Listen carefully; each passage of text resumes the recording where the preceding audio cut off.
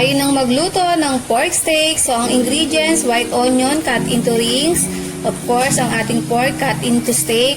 So, we also have white pepper at ang ating soy sauce na gagamitin. So, join me guys! So, ngayon po, isi-season po natin ang ating pork steak. So, lalagyan po natin ng salt.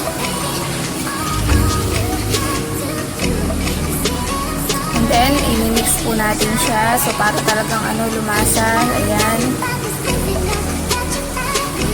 So, bago po natin siya pakuluan. So, i-season po muna natin siya. I-marinate po natin siya sa mga at least 10 to 15 minutes. And then, we will add 1 cup of soy sauce. Ayan. So, depende po kung anong brand ng soy sauce ang gagamitin nyo. So, haluin lang po natin ulit. So, napakadali lang lutuin ng pork steak, guys. Yan, so, mix lang natin para sa ating pagmamarinate. So, pwede kayong gumamit ng ng pepper na buo o peppercorn. So, pwede rin black pepper o kaya white pepper ground. So, ang gagamitin ko po ay white pepper ground. Yan, so, haluin lang po natin mabuti and then set aside natin siya sa mga po siya 10 to 15 minutes na mamarinate, saka natin siya pakukuluan.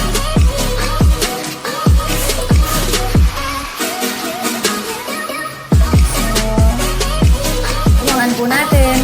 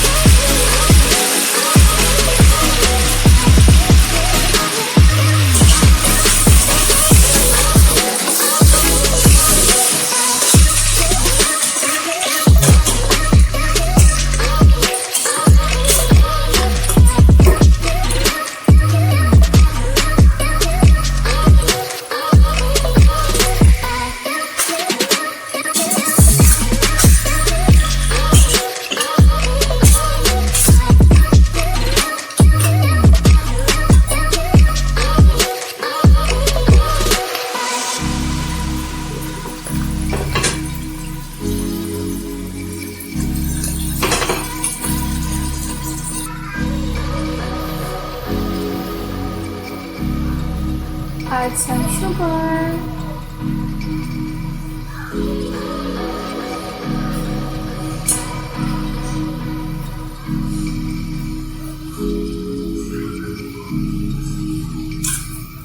Then, time to taste. Sarap. So, pwede po natin siya lagyan ng guys, calamansi if you like. So, ready na po ang ating pork steak. So, happy eating po and thank you for watching. Bye!